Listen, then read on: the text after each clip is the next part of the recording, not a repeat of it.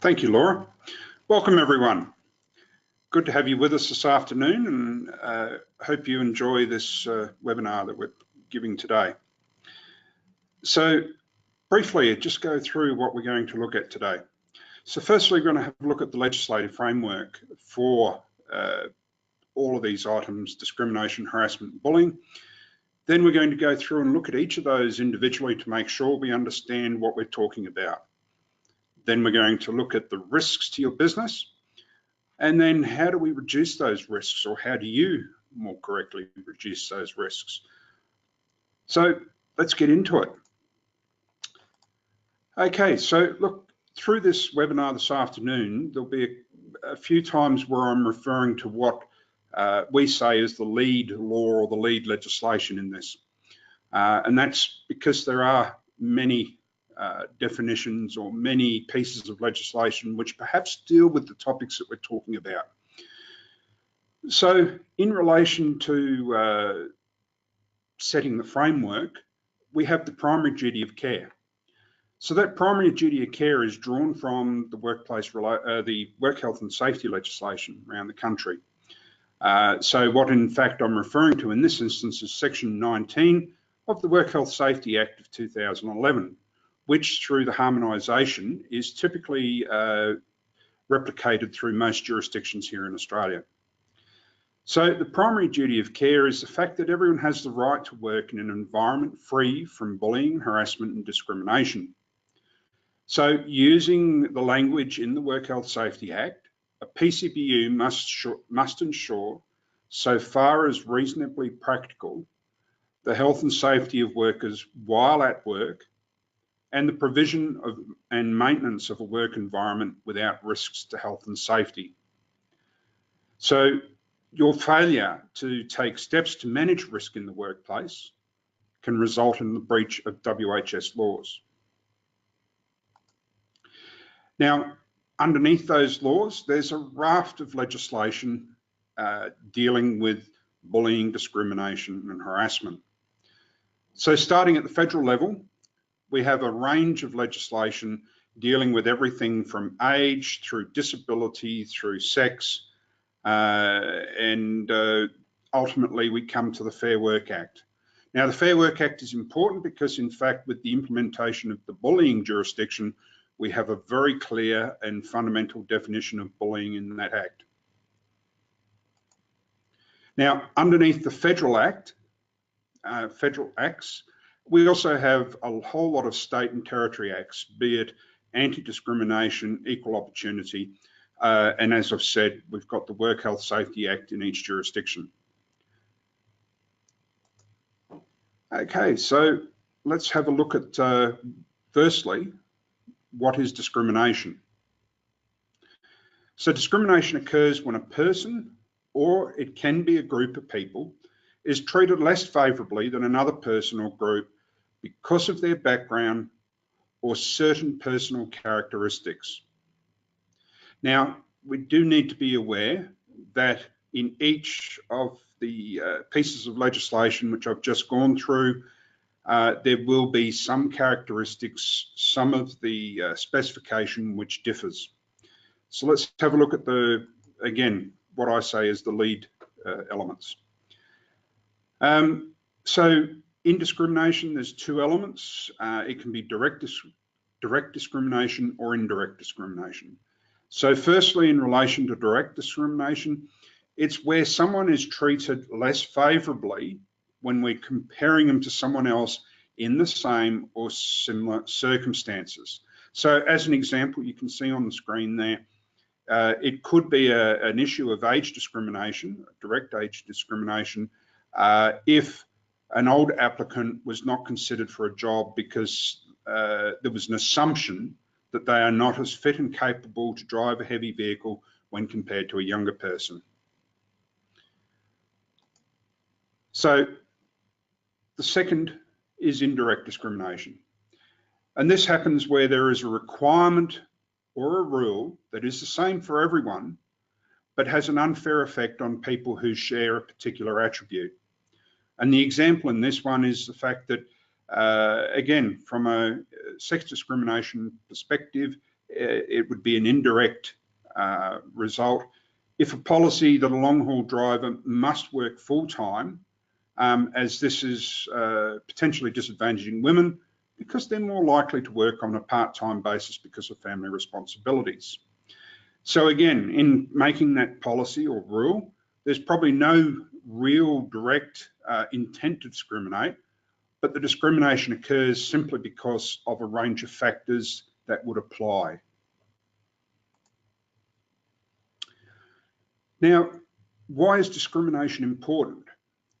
Because the discrimination laws protect people on the basis of their race, including their colour, their national or ethnic origin, or their immigrant status.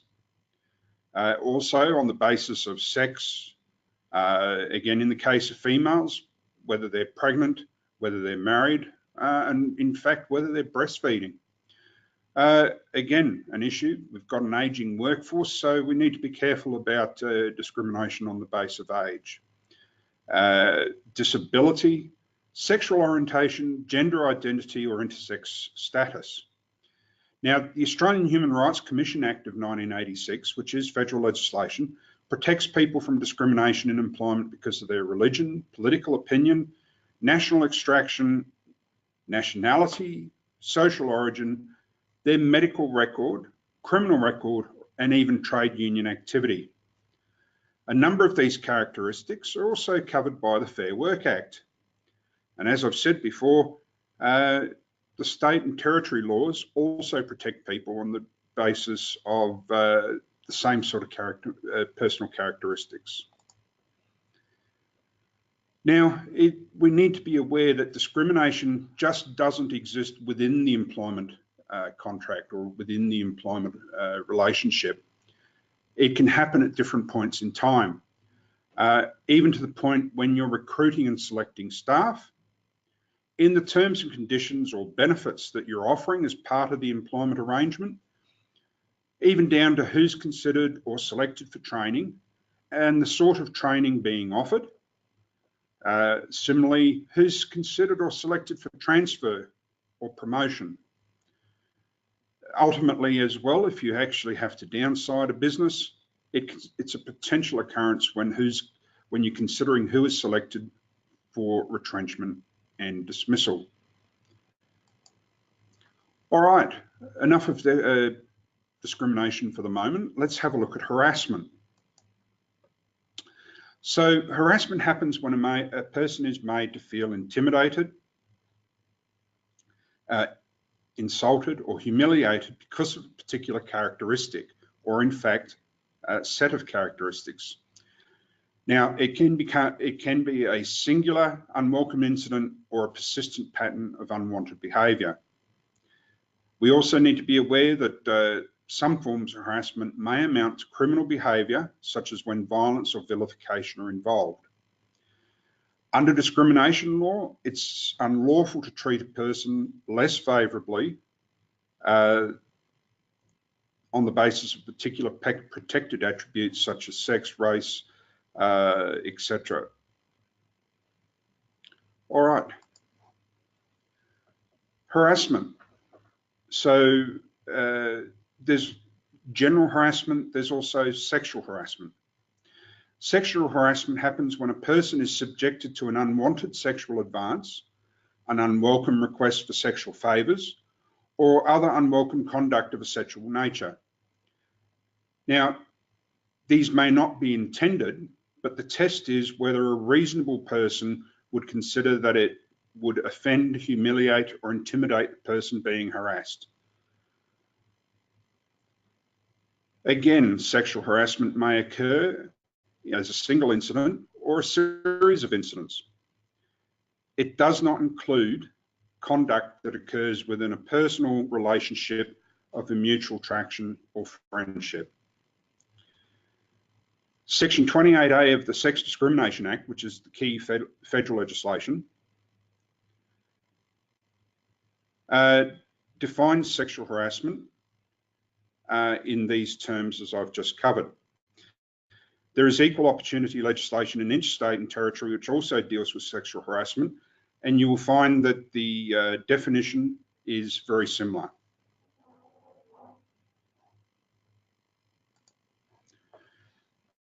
So let's have a look at what harassment can be in the form of. So it can include behaviour such as telling insulting jokes about particular racial groups, sending explicit or sexually suggestive emails or text messages, displaying racially offensive or pornographic posters or even screensavers, making derogatory comments, taunts about a person's disability, asking intrusive questions, about someone's personal life, including his or her sex life. Okay, let's have a look at bullying.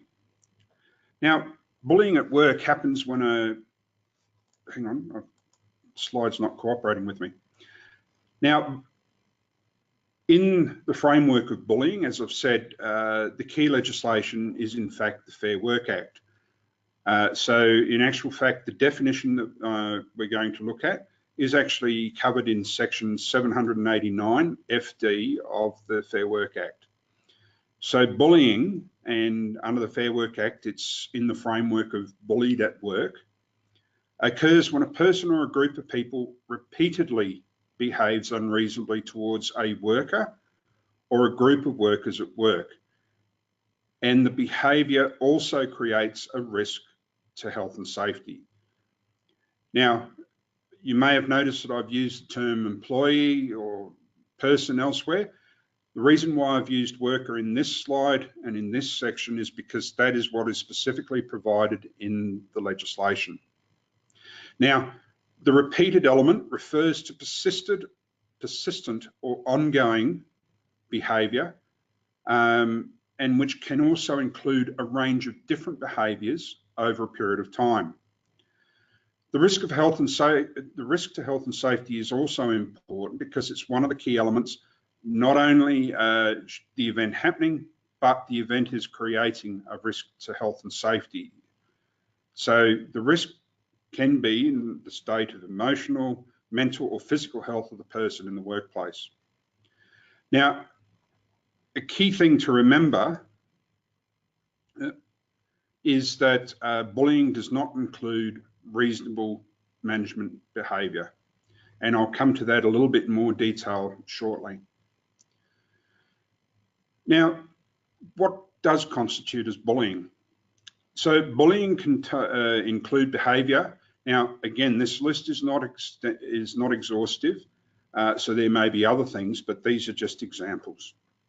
Aggressive or intimidating conduct, belittling or humiliating comments, spreading malicious rumours about someone, teasing, practical jokes, or the initiation ceremonies, including hazing, excluding people from work-related events, setting unreasonable work expectations, which can include giving an employee too much work, or the opposite, giving them too little work.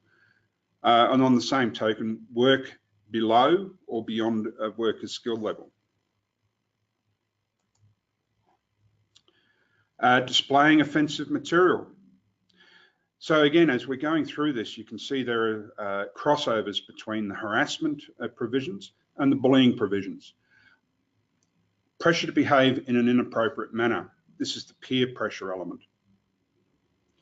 So as I've said, this list is not extensive. It is just some of the examples that could be considered bullying. Now, as I've already covered off, the behaviour must occur repeatedly. That is, it must be more than once to be bullying, and it must create that risk to health and safety in order for it to meet the definition of bullying under the Fair Work Act. So again, the persons who are alleged or would be alleged to have engaged in the bullying behaviour, it may be a single worker or it may be a group of individuals who are involved in the workplace. Now, when we're talking about bullying, violence, assault and stalking do fall within this category, but it's at the extreme end of the range of what constitutes bullying. And in fact, when it gets to that level, it is a criminal offence. And because it is a criminal offence, such behaviour should be reported to the police. So some examples of this is where it actually gets to the point, those harmful offensive initiation practices, the hazing, and I think you've seen mention of it in the media where an apprentice actually suffered burns due to initiation practice. The same token, the physical assault, unlawful threats, they all fall into this category. And I think any reasonable person would agree it's not acceptable and it should be reported to the police. Now, there's been much said about bullying in the media, even to the extent of people subjected to it, and not just in the workplace, but subjected to it at school, high school and other places, the effect of that bullying having a very terrible outcome.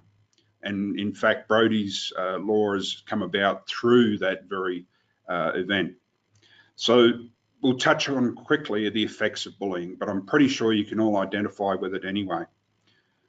So some of the resultant effects of bullying may end up contributing to stress, anxiety, or sleep disturbance, mental health issues such as depression, reduced quality of family and home life, increased absenteeism from work, and ultimately staff turnover, reduced work performance, and ultimately self-harm. Now, as I said, I'd actually come back to what reasonable management action was. Now, the Fair Work Act is framed on the basis that action or reasonable action taken by a manager in a reasonable way does not constitute bullying. So a manager is entitled to carry out actions and give directions that are consistent with managing the workplace. Reasonable management action may include performance management processes, disciplinary action for misconduct, informing a worker about unsatisfactory work performance or inappropriate work behaviour, directing a worker to perform duties in keeping with the job, maintaining reasonable workplace goals and standards. Now, providing feedback to workers during a formal performance appraisal or counselling a worker regarding their work performance can be challenging. So you should handle these conversations with sensitivity, but you should not avoid your responsibility to provide full and frank feedback to a worker. Now, the important thing to keep in mind is that reasonable management actions must not only be reasonable, but they must be conducted in a reasonable manner. If you fail to do it in a reasonable manner, your behaviour could still be considered bullying. Now, there's a key element here that we need to remember.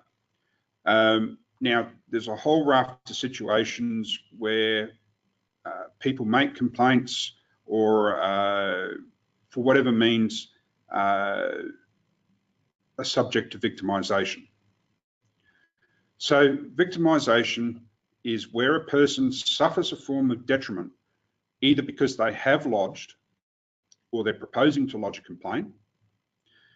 They may have provided information or documents to an internal investigation or an external agency.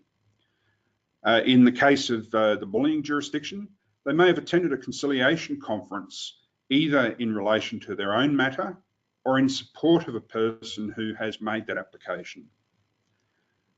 They also may have reasonably asserted their rights or supported someone else asserting their rights under federal anti-discrimination laws. They may have also made an allegation that the person has acted unlawfully under federal anti-discrimination laws. Now, victimisation is against the law, and in extreme circumstances, it can also be a criminal offence. Concerns and complaints about discrimination, harassment, and bullying should always be handled appropriately and sensitively. So let's have a look at the risks. Now, you may have heard this term, vicarious liability, being thrown around quite frequently in the media. So ultimately what it means is that employers can be held legally responsible for acts of discrimination, harassment, or bullying that occur in the workplace or in connection with a person's employment. So examples can be an employer can be held vicariously liable for the acts that occur at employer-sponsored events such as seminars, conferences, and training workshops, work-related social functions such as Christmas parties, business or field trips. Now, as an example, and this one has been in the media, an employee was sexually harassed by another employee in the early hours of the morning in a service department they were sharing while attending a work-related conference. Ultimately, as it played out through the court, the employer was held to be legally responsible for the sexual harassment of the employee. Now, you need to be aware that as an employer, you can also be liable when computers, phones, or tablets are used to harass a person. For example, by the sending of text messages, the posting of matters on social media sites, and even the sending of emails that have a connection in the workplace. Now, this can be of considerable cost to you as an employer. Apart from the fact complaints not only reducing workplace morale, they can prove costly and time-consuming when it comes to you defending or dealing with them. You may be faced with potential costs under work health safety laws. Apart from the legal representation, you also then have the time that you've got to spend in dealing with it, bringing together information, conducting investigations, other things like that. You also then have potentially the cost of settling a complaint, and in some jurisdictions there is no capping on that. And then if it's picked up in the media, the negativity of the publicity surrounding the events in your workplace. Even if the complaint is only within the workplace, it still takes time to conduct an investigation and to resolve that incident and trying to achieve the best outcome. Now, in order to minimise liability, an employer needs to be able to demonstrate that they've taken all reasonable steps. So the reasonable steps, again, what have you done to ensure that you've prevented discrimination occurring in the workplace, harassment and bullying? And where an event or an issue has occurred, have you responded appropriately to resolve the incident? Now, there is no clear-cut definition of all reasonable steps, because what may be reasonable for a large corporation will not necessarily be reasonable for a small business. This will be worked out on a case-by-case basis. The key point for you as an employer is that you must take active steps to minimise the risk that discrimination, harassment, or bullying can occur in your workplace. So what can you do? Have a strong and clear policy. Make sure it is communicated effectively and that employees are aware of the policy. Make sure that there is clear and visible support from management for that policy. Develop a procedure to respond to internal complaints in a fair, timely, and effective way. Treat all complaints seriously and investigate them promptly. In larger businesses, it's ideal to appoint and train harassment contact officers, or more broadly, leave off the harassment and just have contact officers with whom employees can discuss any questions, concerns or complaints. Provide regular training to employees to ensure that they understand their workplace responsibilities and to identify and respond to incidents. Ensure that managers and supervisors are trained in how to respond to issues arising in the workplace. Regularly monitor strategies to prevent discrimination and harassment to ensure that they are working effectively. Provide information about external agencies such as the Fair Work Commission and the Australian Human Rights Commission or your state jurisdiction that can provide advice about dealing with complaints. Now, there's a whole raft of things there which we're suggesting you cover off. As I said, there's no one size fits all in this. It's relative to your business.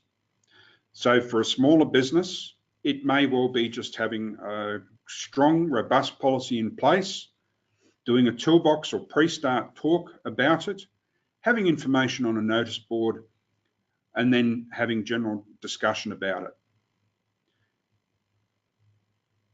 Now, that's basically what I wanted to cover. And yes, it's been fairly brief, but what we've intended to do is to give you a good oversight. And if you need to actually come back to us for further information, Brett, Richard and myself are very happy to speak with you and answer the questions and assist you as we can. So with that, I'll hand you back to Laura and hopefully we'll have some questions there that we can answer. Thank you, David. So we have come to the end of the webinar and we've got a couple of questions here. So please remember, if you do have a question, just to type it into the control panel on your screen. So the first question here, I've heard that our new apprentice diesel mechanic might be getting a hard time in the workshop. Apparently he's not into football and cars like the rest of the guys. I don't see this myself as I'm in the office. However, I have seen a bunch of sick leave claims come in from him and his supervisor tells me that he might not survive his probational review. Should I be worried? Should I start looking for a replacement apprentice? Any suggestions? Okay, look, there's some clear evidence that there is some issues there. Regular absenteeism should be looked into. There should be a clear, open conversation, one-to-one with the apprentice about whether they're, what is the cause of the absenteeism. Also, as a good manager, there's an element there where we need to walk the talk. It's really good to get out and about as much as you can to make sure you've got the best opportunity to see what's going on in your workplace. But there's also that element where you think something is occurring as part of that conversation about the absenteeism to venture into that other space as to, look, is there anything else going on that I need to be aware of? Making those appropriate inquiries. Also, as I've sort of covered off, run a session on what bullying and harassment is and set the standard for what's required in the workplace. That way then, if there is an issue going on, everyone understands and potentially you may nip what is going on in the bud anyway. Thank you. Another question here. How is promoting the rainbow in the workplace exempt from sexual harassment, given it promotes sexual orientation and or private sexual preferences to be focused on or discussed at work, i.e. Qantas, ACT government, federal government? Did these organisations break the law when they promoted same-sex marriage support to employees? Yes, that's a challenging but interesting question, because in fact, under the legislative frameworks, it is actually unlawful to discriminate or to make a decision based upon someone's sexual orientation, preference, lifestyle, whatever.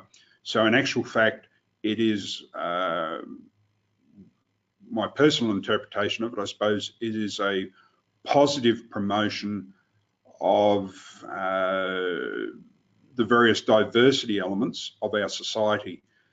So the rainbow has become a representation of the lesbian, LBG, lesbian, Yes, I can't think of what the letters stand for, but it actually has been adopted by that particular program, and so it's a positive side of it, not the negative connotations that typically goes with the bullying, discrimination, and harassment. Thank you. So we've got another question here. One of our drivers came to me the other day complaining that he's being bullied and harassed, his words. He's been with us for a few years now and is French. Ever since he arrived, a couple of workmates have been making jokes about his accent and mannerisms. He admits that up until now, he's taken it all as a bit of friendly banter. However, a resentment for how he's being treated is starting to build. How should I handle this situation? Very good question. Again, it's clear that under the frameworks, comments about ethnic background, nationality, or things like that do fall into the categories of discrimination, harassment, and where it's repeated, there is definitely an issue there. And look, it's a regular scenario where someone in the first instance goes along, tries to laugh it off, thinking it'll go away, that people will lose interest. Where it does go on, it is reasonable that they will take offence. So the key elements that we need to understand as employers is that it's not acceptable in the workplace.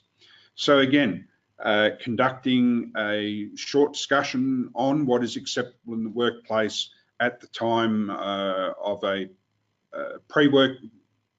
pre-start meeting, during a lunchtime meeting, staff meeting, whatever sort of things you have, or even going to the extent of conducting training in the workplace. It may also be that where you've observed it directly yourself, you have the conversation with the people who are actually making those comments and ensuring that they understand that it's not acceptable in the workplace. There's also an element where you may have the conversation with the person complaining of the behaviour about the way they should manage it, whether in the first instance they're in such a situation where they can indicate to the person that they don't appreciate those comments. A lot of people, though, when they're in those circumstances, don't feel empowered to be able to do that. So this is where you then take those alternative steps to make sure people understand what is expected and required in the workplace. Great, thank you. I've just had one more come through. Work allocation. If I use a group of contractors to do work and I regularly issue less quality loads to a particular contractor, more pickups, more drop-offs, but pay the same load rate, could that be considered bullying?